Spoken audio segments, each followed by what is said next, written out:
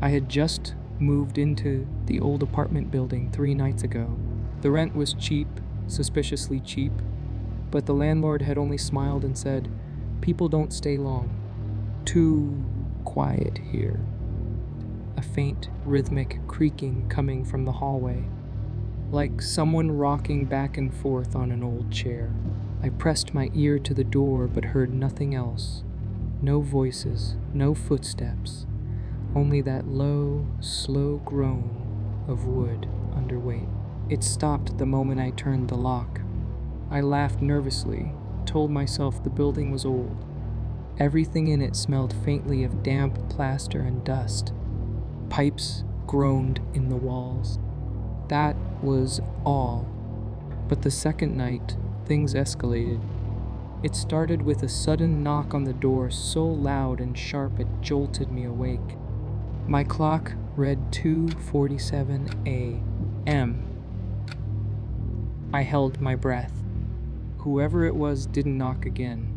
Instead, I heard loud footsteps in the hallway, heavy and deliberate, moving past my door, then stopping. Right outside, I imagined someone standing there, waiting, just inches away from me, separated only by a thin wooden panel. My mouth went dry. The air felt colder, like a draft had slipped under the door. I forced myself to look through the peephole. Nothing. The hallway was empty, bathed in weak yellow light. I went back to bed, but sleep never came. The third night was worse. It began around the same time, close to 3 in the morning. I was half asleep when I heard it. A woman's distant scream, echoing faintly down the hallway. It wasn't a single cry, but a long, shattering wail, the kind that claws into your bones. My heart slammed against my ribs. I sat up, straining to listen. The scream cut off abruptly, like a switch flipped. Then silence. A silence so thick it pressed against my ears. I wanted to believe it was from outside, maybe someone in the street. But the sound had come from inside, from the hallway. That same heavy air filled my apartment, dust, damp plaster, and something else now, something metallic, like old pennies rubbed between your fingers. I turned on every light, leaving the TV buzzing in the background. But even over the noise, I swore I could hear whispers in the dark, curling from beneath my door. By the fourth night, I decided I had to prove to myself that it was nothing. Just my imagination. So when I heard the creak of the old chair again, slow, patient, steady, I grabbed my phone and carefully opened the door. The hallway stretched out, dim and empty. The single bulb flickered above, buzzing faintly. Shadows clung to the corners. The air was cold, much colder than inside my apartment. I whispered, "Hello." My voice barely carried, swallowed instantly by the stillness. And then the sound of glass breaking, sharp and violent, from somewhere down the hall. I flinched, nearly dropping my phone. My flashlight beam wavered across the peeling wallpaper, across closed apartment doors that looked too still, too silent, like they hadn't been opened in years. But there was no broken glass. Nothing. Only that smell again, metallic, thick, stronger now, like rust or blood. My skin prickled. I backed into my apartment, locked the door, and sat against it until dawn. By the fifth night, I was unraveling. I called the landlord, told him what I'd been hearing. He was quiet for a long time, then said, "Don't open the door at night, no matter what you hear." And he hung up. That was worse than anything because he believed me. That night, I tried not to sleep. I sat in the living room with the lights on, clutching a mug of coffee gone cold. My eyelids drooped. At 2:50 a.m., it began. First, The loud footsteps in the hallway, pacing back and forth. Then the knock on my door, slow and deliberate this time. 3 knocks. Silence.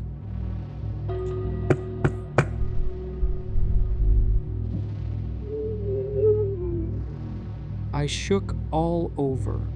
I wanted to run, to leave, but the landlord's warning echoed in my mind. Don't open the door. The knocking started again, louder, more violent, rattling the frame. I pressed my palms against my ears, but it didn't help. The sound seemed to come from inside my skull. The lights flickered, and in that brief strobe of darkness, I thought I saw a shadow move across my living room wall, but I was alone. The smell hit me, then overpowering, coppery, suffocating. My stomach turned, and underneath it, another sound. A whisper, not outside the door, but behind me. I spun around. My apartment was empty. Every light on, every corner bare. Still, the whisper persisted, brushing against my ear as if someone was leaning in close. I couldn't make out the words. Only the tone low, urgent, almost pleading. My knees buckled. I stumbled back toward the door, and without thinking, I pressed my eye to the peephole. For the first time, something was there. Not a person. Not really. Just an eye staring back. Gray, lidless, too close to belong to a human face. It blinked sideways, like an animal's. I gasped and fell backward, heart hammering. The knocking resumed, instantly furious, relentless, shaking the door in its frame. I screamed, and just like that, silence fell. I didn't sleep. I didn't move. By morning, everything seemed normal. The hallway was quiet. The air smelled only of dust and plaster again. But when I checked the door, the wood around the lock was splintered, as if something had been clawing its way inside. It's been a week now. I don't sleep at night anymore. I wait. Listen. Sometimes the knocks come, sometimes the footsteps, sometimes the screams. The worst is the chair, that slow, steady creak echoing in the hallway, rocking back and forth as if someone is waiting for me to finally open the door. And last night, I heard it inside. Not in the hallway, not outside, inside. The sound of a chair slowly rocking in the corner of my living room. But when I turned on the light, there was nothing there. Only the faint impression of weight pressed into the carpet, and the smell stronger than ever. I don't know how much longer I can stay here, but leaving doesn't feel like an option anymore. Because wherever I go, I think it will follow. I can still hear it now, the creaking, the whispers, and somewhere in the distance, faint but getting closer, a woman's scream in the hallway.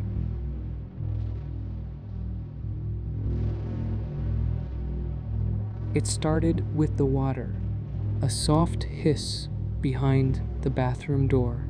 I was alone in the apartment that night, scrolling absently through my phone when I realized the shower was running. At first, I thought I must have left it on, but I hadn't used the shower since the morning. I stood in the hallway, staring at the thin crack of yellow light beneath the bathroom door. Steam curled out from the edges, dampening the air. The smell of hot water and soap clung to my nostrils. Though I hadn't turned the tap, I swallowed hard. Hello? My voice trembled. The sound of the water didn't change. No answer. I told myself the pipes were faulty. The building was old, after all. But then, I heard something else beneath the hiss of water. The low, steady rhythm. My chest tightened. I crept closer, each step slow, the floorboards groaning softly. My hand hovered over the doorknob, slick with condensation. The air around it was warm, humid, as if the entire room beyond had turned into a sauna. My heart hammered as I pressed my ear to the door. A sound broke through the hiss, the creak of the shower curtain rings sliding along the rod. Someone was in there. I stumbled back, pulse racing.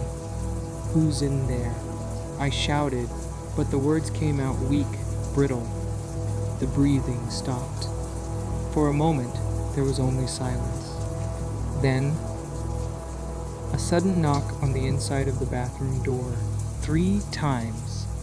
Slow, deliberate. I froze, my entire body rigid. The steam thickened, seeping through the crack beneath the door. The smell changed less like soap, more metallic, like rust or blood. My skin prickled as the hallway temperature dropped. I could see my own breath hanging in the air, fogging in the dim light. I grabbed my phone, turned on the flashlight, and with a trembling hand, pushed the door open. The room was a wall of steam. The mirror was fogged, dripping with condensation. The shower still hissed, water cascading down. The curtain was drawn shut. The smell was stronger now, suffocating. I stepped inside, shoes squeaking against the wet tiles. My breath echoed too loud in my ears. With every step, the shower curtain loomed larger, a pale silhouette behind it, shifting ever so slightly. The pipes groaned. The water sputtered. Then the whispers began, low, indistinct, weaving in and out of the steam, circling me. I couldn't make out the words, only the tone mocking, almost playful. With a cry, I yanked the curtain open. The shower was empty. Water poured down the drain, but no one stood beneath it. The whispers stopped instantly. I staggered back, chest heaving. And then I saw it. In the fogged bathroom mirror, behind my reflection, stood a tall, dark figure, its head tilted at an unnatural angle, limbs too long, blurred by the steam, but unmistakably there. I spun around. Nothing. Just the shower. When I turned back, the mirror was clear. My reflection was alone. The water shut off by itself. The room fell silent, except for the drip of water down the tiles. I backed out slowly, never taking my eyes off the mirror. The air outside the bathroom was cold, dry, as if none of it had happened. But tonight, as I sit here writing this, I hear it again. The hiss of water, the creak of curtain rings sliding along the rod, and a slow, deliberate knock from inside the bathroom. I don't think I'm alone. Not anymore.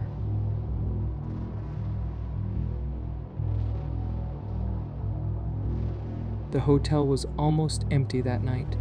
A storm raged outside, rain pelting the windows like gravel, and thunder rolled across the black sky.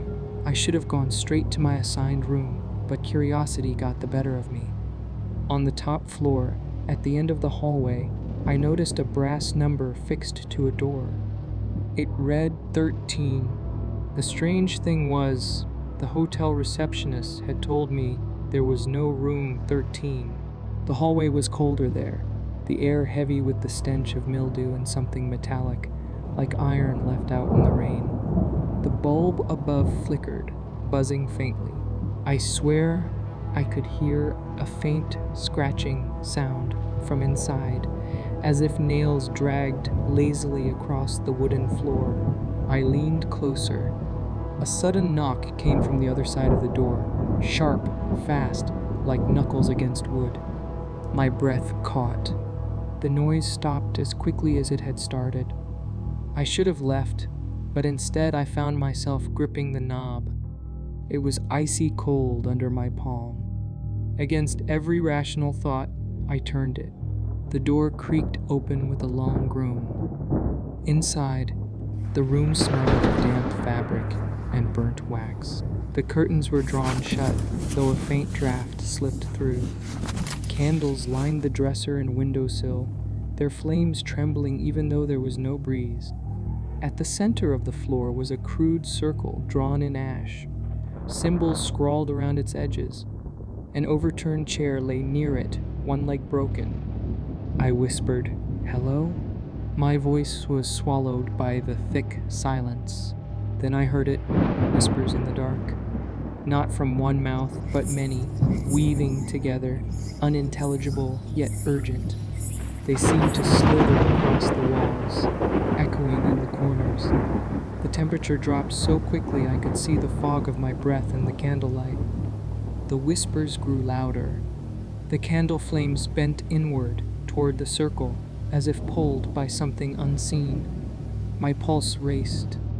The sound of glass breaking shattered the silence. A picture frame on the wall had fallen. The photograph inside cracked down the middle, and then footsteps. Loud, heavy footsteps pacing in the hallway outside. Slow, deliberate, back and forth in front of room 13. My heart pounded as I backed away from the circle. Suddenly, a woman's distant scream tore through the air, echoing down the hall. It wasn't muffled by walls. It was as if she were right beside me, screaming into my ear. I stumbled, knocking over one of the candles. The flame guttered out, smoke curling upward. The whispers stopped.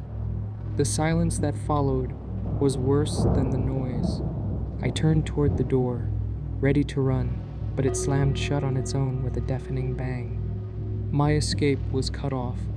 The air thickened, every breath like inhaling ash. In the mirror above the dresser, something shifted. Behind my reflection stood a figure, tall and thin, its face obscured by shadow. Its eyes glowed faintly, two pale embers in the dark. My reflection remained frozen, staring straight ahead even as I stumbled back in terror. The figure raised a hand. The candles flared violently, their flames stretching taller, flickering black at the edges. The whispers returned, louder now, filling the room until they were deafening. I shut my eyes, pressed my hands over my ears, and screamed. And then silence again. When I opened my eyes, the candles were extinguished. The mirror was empty, only my pale face staring back. The symbols on the floor had been smeared, as if something had dragged itself out of the circle. The door to room 13 creaked open slowly. The hallway was dark. I bolted, not stopping until I reached the lobby. The receptionist looked up from her desk and frowned. "Where did you come from?" she asked. I turned to point at the hallway. It was gone. Behind me was only a blank wall. I never found room 13 again, but some nights, when I close my eyes, I hear it, the sudden knock, the woman's scream, reminding me that the summoning never truly ended.